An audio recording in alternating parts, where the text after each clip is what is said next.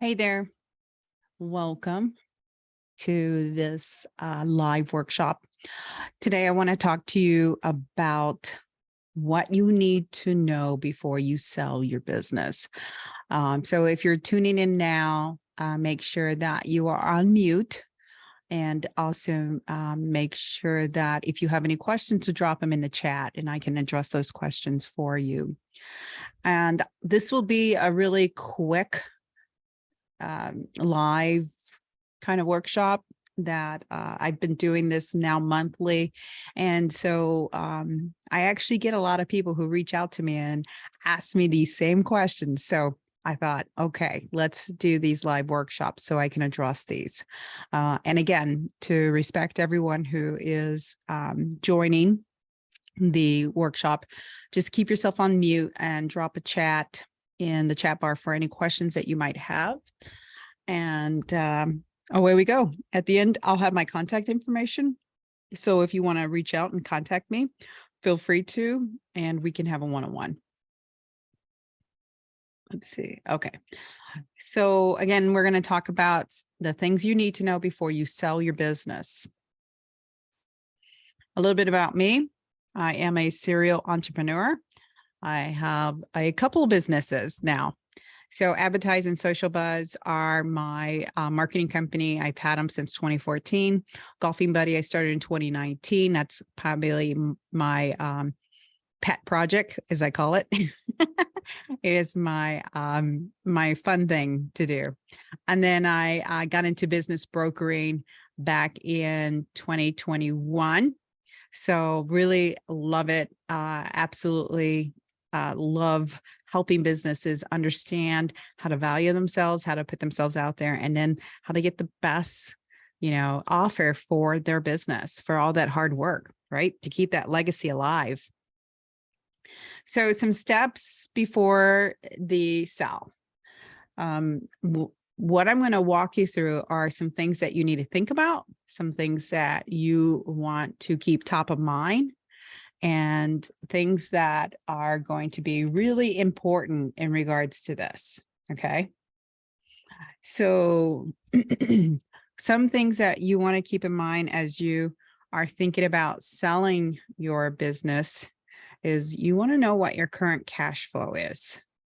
So where are you with cash flow? And a lot of people are a little confused about this. So let me dig a little deeper. This is not your gross sales. This is not your net sales. Okay. Cash flow means that when you're running your business, okay, the cash flow would be considered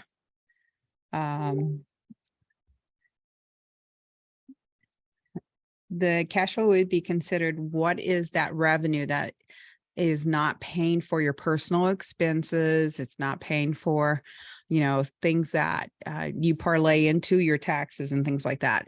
So you have to really dig through your numbers and really eliminate a lot of the stuff that you have in your numbers that probably the new owner won't have. So that cash flow really is basically what the money that is left after removing all the expenses that are just like non-relevant to the new owner. Okay. And that's your cash flow.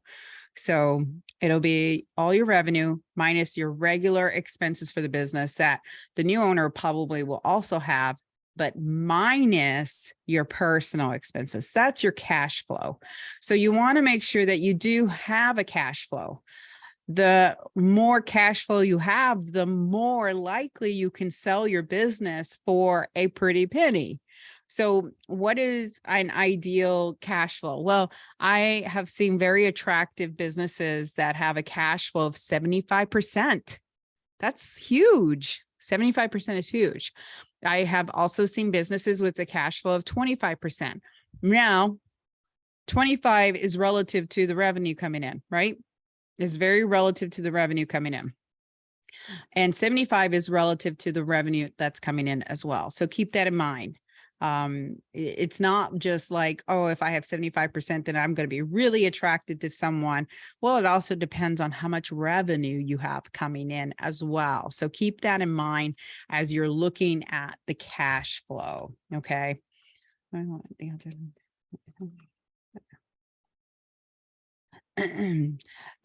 So that's cash flow. Okay. And if you have any more questions in regards to cash flow, please reach out to me because this is something that's really, really important. Okay. The other thing you need to know are your numbers, the specific numbers that are relevant to your business. Okay. So what do I mean by numbers? You need to know if you have inventory, what is that worth today? So have a number for that. You should always know what that inventory is and what is that number. You also need to know the number, the revenue number of any capital that you have. So do you have equipment? Do you have a car? Do you have, dump truck? Are there other things that have a number to them that you need to know exactly what that value is for it so that when you do sell this, you are able to assign a number to that equipment. Okay. And that could be mops, it could be towels, it could be all kinds of things. It just depends on what your business is and what kind of equipment that it takes for that you're passing on to the new owner. Okay. Okay, so know your numbers. This is really, really important. The other thing you want to know about your numbers is make sure that your financial numbers and all your finances are in order. What does that mean? That means that you've had someone managing your books, that you have good, clean books, good, clean records, things like this. Okay. That's what you want to know about your numbers is make sure that everything is clean, everything's good. You can have personal expenses in there, just know that they're lumped and someone can extrapolate those, right? So those can be extrapolated. So keep that in mind as you're doing this. So know your numbers. Okay, as we move on, what are your expenses? So there are hard expenses, right? Everybody's going to have hard expenses, things that you have to have in order for your business to run. So if employee expenses are hard expenses, right? If you are a cleaning company, then supplies are a hard expense. So what are your expenses? And then some of the expenses that are maybe questionable is if you work from your home. So if you work from your home and you're doing your electricity and some other stuff, then those are expenses that may not be relevant to the new owner, right? Because maybe they won't work from home. Maybe they'll get an office. We don't know in that situation, and we don't want to predict that. Okay. So when you have an office, a home office, some of those expenses can be pulled right back out because it's going to be different from the new owner. It's not going to be the same as yours, right? So what are your expenses? Understand it, know it, outline it, list them, do whatever it takes for you to understand how you can be comfortable and know what your expenses are. Okay. The other thing I get asked about and questioned about all the time is seller finance. And the reason why I bring this up and mention it is because if everybody's talking recession or the interest rates are high and things like that, the way to offset that is to have the seller finance for you. And if the seller finances for you, this really lowers that interest rate. This really helps you. It's a win-win for both parties. The reason why a lot of people don't want to do seller finance, the seller doesn't want to deal with it. They just want their money and just be done with it. So on the seller side, they want to be done and they don't want to deal with it. On the buyer side, they may not want to do seller finance because they want to build up some kind of equity or some kind of build their credit standing, something like that. So it really is an ideal situation when interest rates are high, or let's say that buyer doesn't have enough established credibility to get a loan for the amount that the seller is trying to sell. So they can get maybe a smaller loan to put that as a down payment, and then the rest will be seller finance through the seller. So this is an opportunity. And, you know, for anyone who thinks about seller finance, don't see this as a negative. It really is a win-win positive for both parties. Okay. And you just have to think about it, and both parties have to agree to it. Qualifying buyers. This is the toughest one, I would say, because there are a lot of tire kickers. There are a ton of them. They're all out there. And a lot of times it feels like it's a waste of your time, or a lot of times it's exhausting. Okay. So there are a lot of tire kickers. And the reason why I share this and talk about this is because a big part of hiring a broker is to vet out and weed through all of these tire kickers, because there are a lot of them. And a lot of times they ask for this and they ask for this information, and then you send them the NDA that you never hear from them, or you ask for their email, or you ask for some more information from them, and then you never hear from them again. And so it really does, when you have a broker, they are really qualifying your buyers. They're really weeding out the process and weeding through all the people that are inquiring about your business. Okay. So qualifying your buyers is a big deal. Make sure that this person is qualified, credible. They can actually make the purchase. They are serious, and they're not just going to take you down the road, all the way down the road, and then at the end of the road, they say, no, we're not interested. So keep that in mind when you think about qualifying your buyers. Okay. And then you have to make it legal. So one of the things that a business broker is not going to do for you, or an accountant or anybody else, when they help you sell your business, is they're not going to do the buy-sell agreement. That's one thing that you do have to hire an attorney for. You do need to make it legal. And I will preference this, because if you don't protect yourself, if you don't cover your ass, this is going to bite you in the long run. And so you really, really want to protect yourself, and you really want to support yourself with a legal document from an attorney that will stand up in court. And some of the things I've seen is when people do their own buy-sell agreement, and then the new buyers want out, and then they sue each other, and it just gets dirty and it gets really bad. So when you have an attorney involved that does the buy-sell agreement, you have someone on your side. You have somebody who's got your back. Just like when you hire a broker, you have someone on your side. You have someone who has your back. You're not doing this alone. They're holding your hand. They're walking through the process with you. That's what they're meant to do. That's why they're paid what they're paid, and that's why they do what they do. Now, to get an attorney to do a buy-sell agreement, the fees are various. There are all over the place. So some attorneys charge $500, some attorneys charge $2,000. It's just all over the place.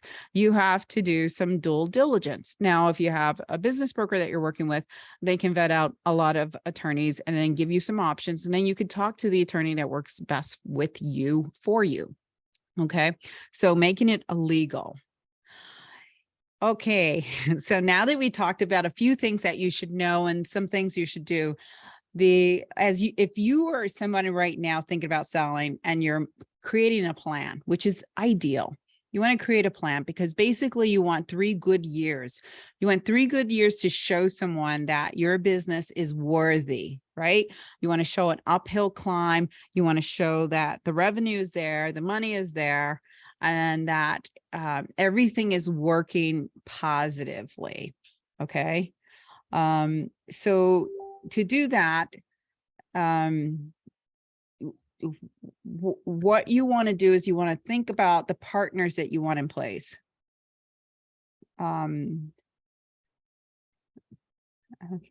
So some of the things that a partner does are, of course, the accountant, the attorney. Think about your taxes.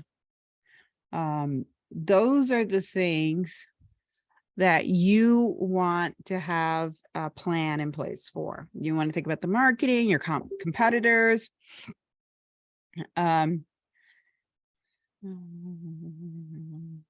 then you think about the timeline, the taxes. So think about all the things around selling your business. Okay. And if you think about all the things around running a business and selling your business, this is part of having a plan, understanding how you're going to keep your expenses down, how you're going to hold yourself accountable for this potential sale coming up, and then what you're going to do to set yourself up for success, because that's what you want to do. You want to set yourself up for success. You want to make sure that you think this out and create a really good plan, because at the end of the day, you don't want to spend more money, right? You want to make more money, and then you want to make efficiencies. So I'm going to touch on something else that's really important too, as well as we move forward, but have a plan in place is the best thing to have. Okay.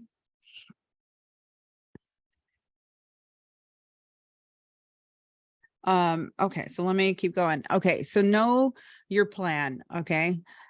So when you actually do go up for sale, okay, so this is a long conversation I have when I talk to business owners, is the one thing you want is to keep it confidential, because you don't want your suppliers to know you're selling.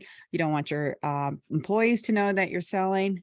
You don't want anybody to know that you're selling, because you don't want people to think that, oh my God, we're never going to work. They're going to go away. We might as well find another vendor. We might as well find someone else's shop. We might as well. So this is why confidentiality is so important. It is so important. And when you hire a business broker, that's one of the things that they do. They make sure it's very confidential and nobody gets a whimper of what's going on. Okay. So the other thing, how are you going to find buyers? I get asked this all the time. Okay. When you hire a professional business broker, they have resources and they're going to put it out there. They're going to do the ads. They're going to find the buyers. They're going to push it out there. So they have the channels that they utilize. When you are selling it, you're probably just going to use family and friends, right? Family and friends, and you'll exhaust that effort really fast. And then you'll not sell your business. And then you'll get frustrated and you'll say, well, nobody wants to buy my business. And that's not the case. It's because you are using a very limited and small circle. Okay. So keep that in mind when you think about who you're going to hire, how you're going to go about this, and what are you going to do? Because finding buyers is a big part of what business brokers do. Okay. And how will you stay professional and not let emotion get in the way? And this is such a big deal. Oh my God. This is such a big deal. And so here's how I describe the emotional part is when I am working with a business and I'm pitching it or I'm talking about it to potential buyers and things like that. Okay. I'm the middleman, so I don't have any emotion, so I can talk and answer the questions and be very intelligent.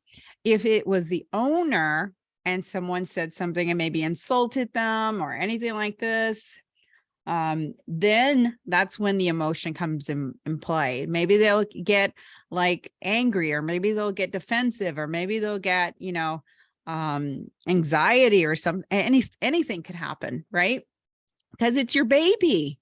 It's your baby, and you don't want anybody to say anything negative or bad about it.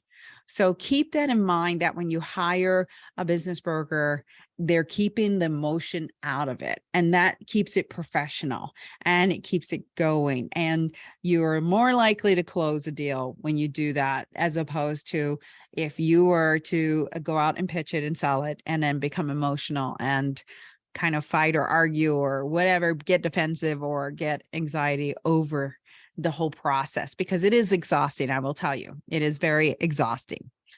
Okay. So how are you going to stay focused on keeping the business going? You have to have your mindset. You have to have your mindset in your mode of that I'm running my business as usual. You cannot have a mindset or a mold that it's already sold. You cannot. You got to focus on keeping it going and busting ahead. You just have to. And if you keep your focus and you keep guns ablazing, moving forward, that's going to help you, because here's the reality. Here is the reality. This touch points on the last bullet is, what is the timeline? The timeline varies. So you some people will sell a business in 1 month, some in 3 months, some in 6 months, some in a year, some over a year. There is no set and hard and fast rule. Every business is different, every single business. And it has to do with geography. It has to do with willing buyers. It has to do with the price. It has to do with your flexibility to stay with the business. It has to do with them getting loans and what have you. Okay. So keep in mind that the selling process varies for every single client. Not everybody is the same. Not everybody is different. I had a lady that I'm talking to and trying to help her sell her wedding business. And she said, well, my neighbor down the road who has a very beautiful business and they've been in business longer than me, they haven't sold their business. And I don't know, Kat, I don't think I'm going to be able to sell mine. I'm like, don't judge. Don't judge. We don't know anything about the variables of that business. We don't know anything. And so there could be some underlying things. There could be a whole bunch of different things we don't know, or it could be the broker who's managing it, so we have no clue. So don't make any judgment. So don't compare yourself to someone else. That's a wrong thing to do.